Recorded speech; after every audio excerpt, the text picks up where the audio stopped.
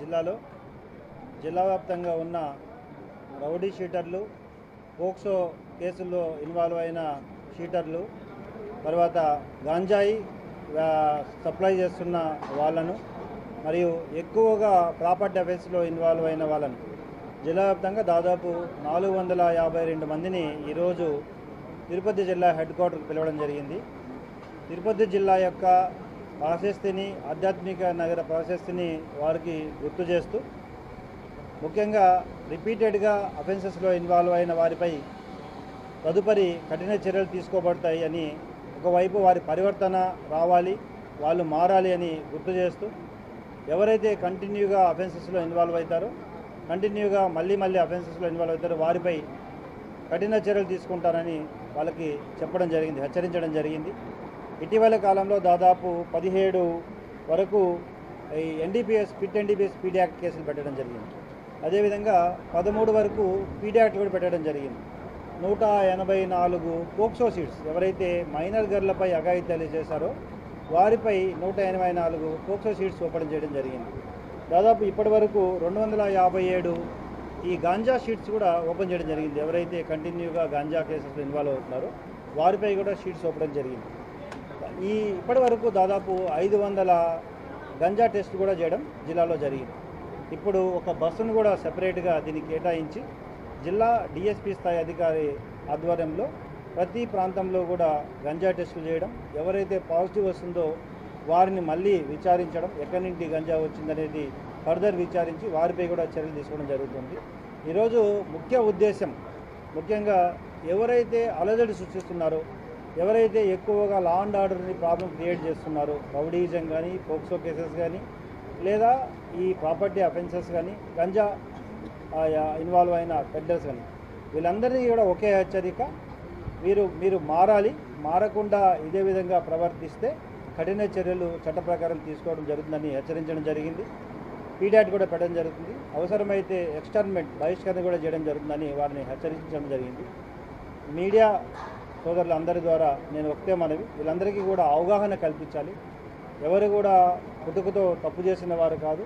కొన్ని సందర్భాలలో, కొన్ని పరిస్థితుల్లో తప్పు చేసింటారు. వారికి ఖచ్చితంగా పోలీసు వారు అవకాశం ఇవ్వడం జరుగుతుంది. మారితే ఖచ్చితంగా వారిని గౌరవించడం జరుగుతుంది. మారకుండా చట్టాన్ని చేతుల్లో తీసుకుంటే మాత్రం చట్ట ప్రకారం కఠిన చర్యలు తీసుకోవడం జరుగుతుందని చెప్పడం జరిగింది. Thank you.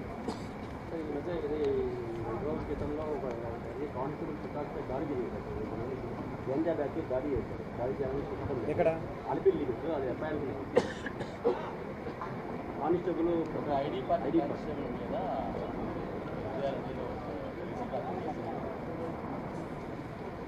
ఎక్కడ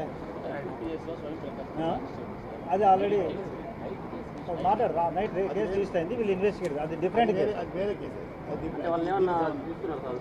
అది గంజాకు సంబంధం కాదు, గంజా సంబంధం కాదు, వేరే కేసు. అది మళ్ళీ బ్రీఫ్ చేస్తాం. వీళ్ళు ఇన్వెస్టిగేటింగ్ ద కేసు, బ్రీఫ్.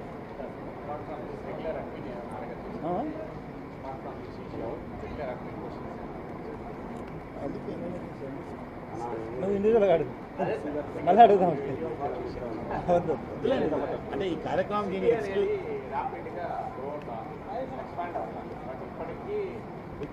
నుంచి ఎన్ని పోలీస్ స్టేషన్స్ అన్నీ ఉన్నాయి. ఏమన్నా రీఆర్గనైజ్ చేసేది కానీ లేదు, న్యూ పోలీస్ స్టేషన్స్ ఎస్టాబ్లిష్ చేయడం కానీ అది ప్రభుత్వ దృష్టికి ఆల్రెడీ తీసుకెళ్ళడం జరిగింది. తిరుపతి చాలా అభివృద్ధి చెందుతున్న నగరం. మీరు అన్నట్లుగా అవుట్స్కట్స్ అన్నీ కూడా, ఇటు తిరుచానూరు, అటు ఎంఆర్పల్లి, రేణిగుంట, ఈ ఏరియాస్ అన్నీ కూడా పూర్తిగా ఆల్మోస్ట్ తిరుపతికి అడ్జసెంట్ ఏరియాస్ అన్నీ డెవలప్ అవుతున్నాయి. కాబట్టి తగిన విధంగా ఖచ్చితంగా police station expansion, force expansion, traffic regulation, crime control ఇవన్నీ కూడా అవసరం ఉన్నాయి.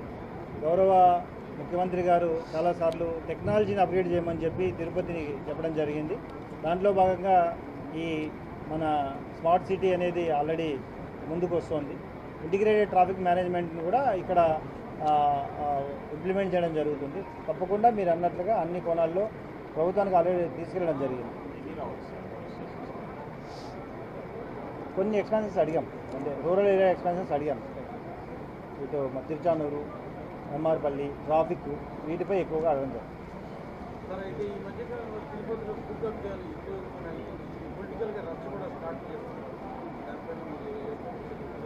ఖచ్చితంగా అంటే భూ ఆక్రమణలపై ఖచ్చితంగా చర్యలు తీసుకోవడం జరుగుతుంది. ఇది కొంత సంక్లిష్టమైన సమస్యగా ఉన్నాయి. అటు రెవెన్యూ, పోలీసు రెండు విభాగాలు కూడా వాటిపై ఒక ఇమీడియట్గా రివ్యూ చేసి వాటి పొజిషన్స్ కానీ లేదా టైటిల్స్ కానీ ఓనర్షిప్స్ కానీ ఫైనలైజ్ చేసి యాక్ట్ చేయాలి. పోలీసు వారు మాత్రం తప్పకుండా వాటిపై రెవెన్యూ శాఖని కోఆర్డినేట్ చేసుకుంటూ చర్యలు తీసుకోవడం జరుగుతుంది.